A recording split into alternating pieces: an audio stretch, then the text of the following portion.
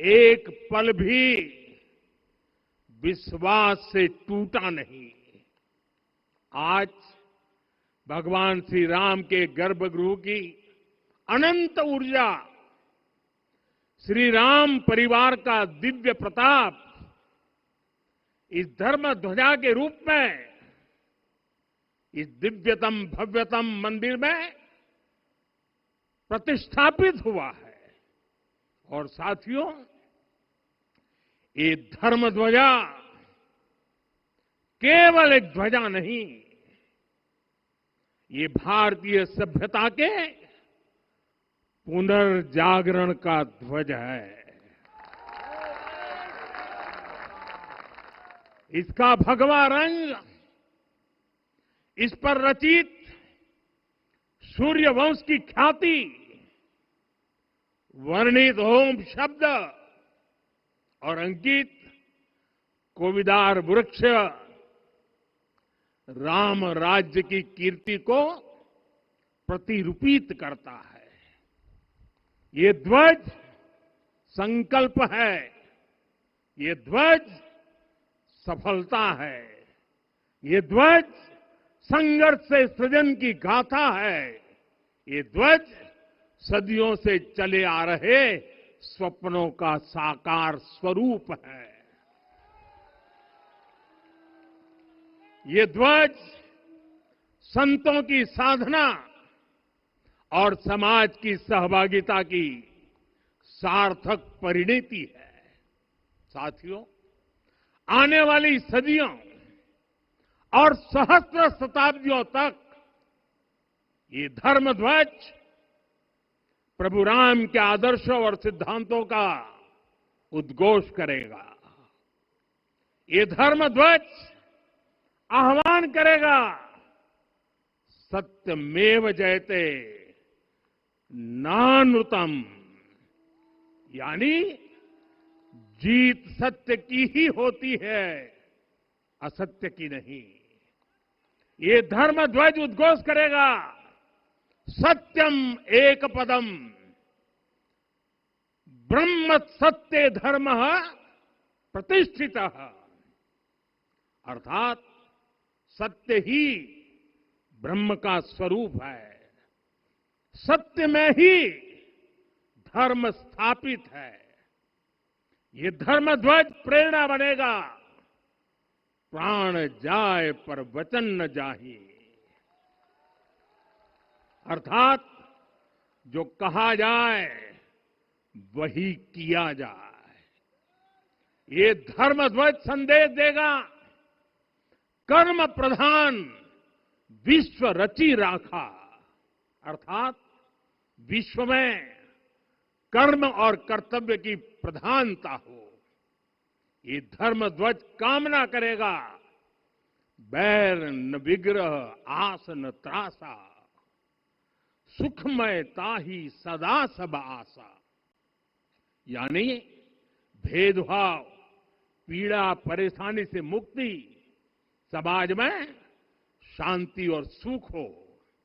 ये धर्म ध्वज हमें संकल्पित करेगा, नहीं दरिद्र को दुखी न दीना, यानी हम ऐसा समाज बनाएं जहां गरीबी न हो, कोई दुखी या लाचार न हो।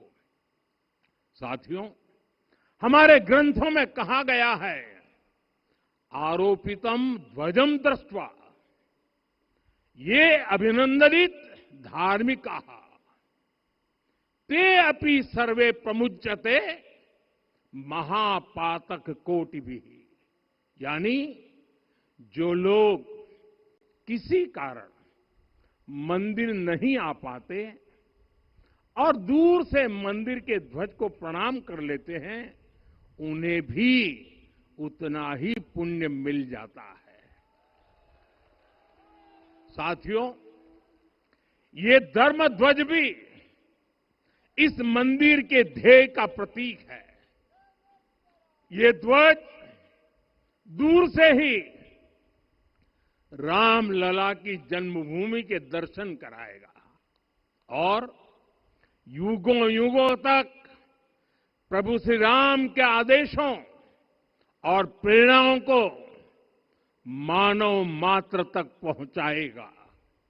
साथियों, मैं संपूर्ण विश्व के करोड़ों राम भक्तों को इस अविस्मरणीय क्षण की, इस अद्वितीय अवसर की हार्दिक शुभकामनाएं देता हूं।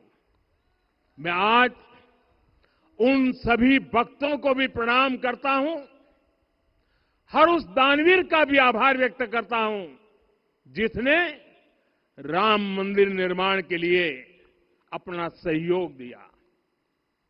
मैं राम मंदिर के निर्माण से जुड़े हर श्रमवीर, हर कारीगर, हर योजनाकार, हर वास्तुकार, सभी का अभिनंदन करता हूं।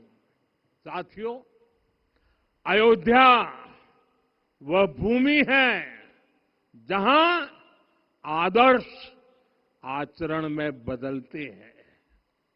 यही वह नगरी है जहां श्री राम ने अपना जीवन पथ शुरू किया था। इसी अयोध्या ने संसार को बताया कि एक व्यक्ति कैसे समाज की शक्ति से, उसके संस्कारों से पुरुषोत्तम बनता है। जब श्री राम अयोध्या से वनवास को गए तो वे युवराज राम थे, लेकिन जब लौटे तो मर्यादा पुरुषोत्तम बनकर के आए। और उनके मर्यादा पुरुषोत्तम बनने में महर्षि वशिष्ठ का ज्ञान, महर्षि विश्वामित्र की दीक्षा, महर्षि अगस्त्य का मार्गदर्शन, निषाद राज की मित्रता, मां शबरी की ममता, भक्त हनुमान का समर्पण, इन सब की अनगिनत ऐसे लोगों की महत्वपूर्ण भूमिका रही है। साथियों, विकसित भारत बनाने के लिए भी समाज की इसी सामूहिक शक्ति की आवश्यकता है। मुझे बहुत खुशी है कि राम मंदिर का दिव्य प्रांगण भारत के सामूहिक सामर्थ्य की भी चेतना स्थली बन रहा है। यहां 7 मंदिर बने हैं। यहां माता शबरी का मंदिर बना है, जो जनजातीय समाज के प्रेम भाव और आतिथ्य परंपरा की प्रतिमूर्ति है। यहां निषादराज का मंदिर बना है। ये उस मित्रता का साक्षी है जो साधन नहीं, साध्य को, उसकी भावना को पूजती है। यहां एक ही स्थान पर माता अहिल्या है, महर्षि वाल्मीकि है, महर्षि वशिष्ठ है, महर्षि विश्वामित्र है, महर्षि अगस्त्य है और संत तुलसीदास है। रामलला के साथ साथ इन सभी ऋषियों के दर्शन भी यहीं पर होते हैं। यहां जटायु जी और गिलहरी की मूर्तियां भी है, जो बड़े संकल्पों की सिद्धि के लिए हर छोटे से छोटे प्रयास के महत्व को दिखाती है। मैं आज हर देशवासी से कहूंगा कि वो जब भी राम मंदिर आए तो सप्त मंदिर के दर्शन भी अवश्य करें। ये मंदिर हमारी आस्था के साथ साथ मित्रता, कर्तव्य और सामाजिक सद्भाव के मूल्यों को भी शक्ति देते हैं।